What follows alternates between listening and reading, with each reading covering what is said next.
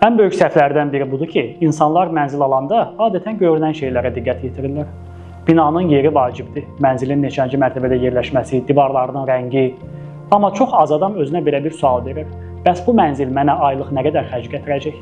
Məsələn, müxtəlif binalarda eyni ölçüdə iki mənzil təsəvvür edin. Hər ikisində eyni sayda insan yaşayır.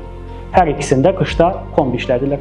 Amma ailələrdən biri qaza 60 manat ödədiyi halda digəri 100 manat ödəyir. Niyə? Təbii ki, insan davranışları müxtəlif ola bilər. Kombinin məhsuldarlığı da fərqlənə bilər. Amma ən əsas səbəblərdən biri binanın özüdür. Əgər binanın divarları, pəncərələri, qapıları, damı, döşəməsi, istiliyi saxlamırsa, bu zaman siz enerji itirəcəksiniz, dolayısıyla pul itirəcəksiniz. Bu, altında deşik olan qaba su tökməyə bənzəyir. Siz suyu doldurursunuz, amma qab suyu saxlaya bilmir. Binada da belədir. Nə qədər qaz yandırsanız da, əgər izolyasiya düzgün deyilsə, bu zaman enerji itirəcəksiniz. Bu səbəbdən binaların enerji effektivliyinə diqqət yetirmək vacibdir. Xeyr, bu ən çox rast gəlinən yanlış təsəvvürlərdən biridir. Çox adam elə bilir ki, enerji səmərəliliyi o deməkdir ki, lampaları söndürək, kombini daha aşağı gücdə işlədək, kondisioneri daha az müddət işlədək, yayda istidən, qışda soyuqdan əziyyət çəkək. Əslində isə bu belə deyil. Əslində biz eyni işi daha az enerji ilə görməyə çalışırıq. Yəni, yayda evimiz sərin olsun, qışda isti olsun, işıqlandırmamız tam olsun, amma biz daha az enerji sərf edək və daha az pul ödəyək. Bu məqamda binaların enerji effektivliyi üzrə pasportlaşdırılması öz aktuallığını qazanır.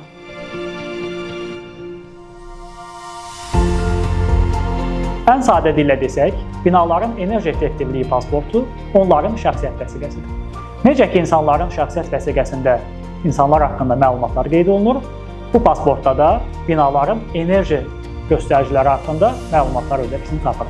Belə ki, binanın il ərzində 1 kvadrat metr sahəsinə nə qədər enerji istehlak olunacağı, binanın enerji effektivliyi sinfi, karbon emissiyası sinfi, bərpa olunan enerji mənbələrindən istifadə miqdarı, enerji göstəricilərini yaxşılaşdırmaq üçün hansı işlər görülə bilər, bütün bu məlumatlar pasportda öz əksini tapır. Təsəvvür edin ki, avtomobil almaq istəyirsiniz. Avtomobilin rəngi xoşunuza gəlir. Satıcı da deyir ki, əla maşındır. Amma sizə yanacaq sərfiyyatı haqqında heç bir məlumat vermir. Belə maşın almaq istəyirdinizmi? Əlbəttə ki, xeyr. Çünki siz gələcək xərclərinizi öncədən bilmək istəyirsiniz. Binalarda da belədir. Binaların enerji effektivliyi pasportunda gələcək enerji xərclərini təxmin etməyə kömək edən məlumatlar öz əksini tapır. Və bu sinif göstəriciləri A, B, C, D və E hərfləri ilə işarə olunur. Məsələn, A sinfi yüksək enerji səmərəliliyi deməkdir. Yəni, belə bina daha az enerji istehlak edir və xərclər də daha az olur. Rəqəmlə ifadə edəsi olsaq, əgər bir bina normaya nəzərən 51% və daha çox enerjiyə qənaət edirsə, yəni az enerji istehlak edirsə, bu zaman o A sinfi bina hesab olunur. Binalar 10%-dan 50%-ədək daha az enerji istehlak edirsə, yəni normaya nəzərən, bu zaman bu bina B sinfidir.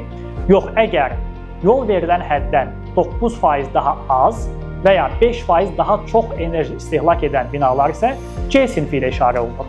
Və Azərbaycanda tikintisinə yol verilən ən aşağı sinif C sinfidir.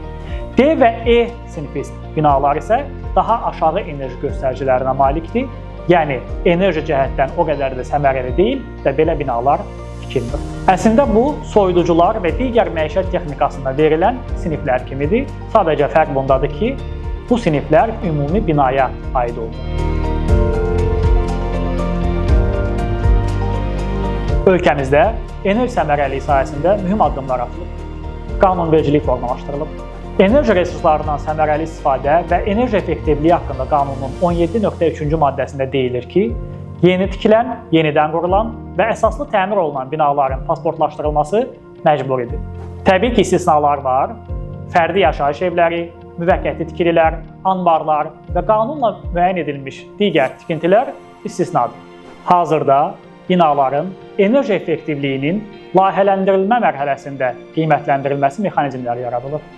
Pasportlaşdırma qaydasının qısa zamanda təsdiqlənməsi gözlənilir. Paralel olaraq pasportlaşdırma prosesinin rəqəmsallaşdırılması üzərində işlər aparılır. Cari ilin sonunadək layihələndirilən binaların rəqəmsal şəkildə enerji effektivliyi pasportlarının hazırlanması mümkün olacaq.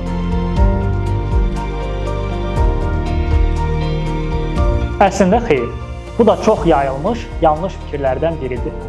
Düzdür, pasportlaşdırma yalnız yeni tikilən, yenidən qurulan və əsaslı təmir olunan binalar üçün məcburidir. Ancaq mövcud binaların da daha səmərəli edilməsi mümkündür. Məsələn, izolyasiyanın möhkəmləndirilməsi, işıqlandırma və isti sistemlərinin dəyişdirilməsi, xüsusilə közərmə lampalarından LED lampalara keçilməsi kimi müxtəlif tədbirləri həyata keçirməklə binaları daha səmərəli etmək mümkündür. Bütün bu tədbirlər enerji sərfini əhəmiyyətli dərəcədə azalda bilər.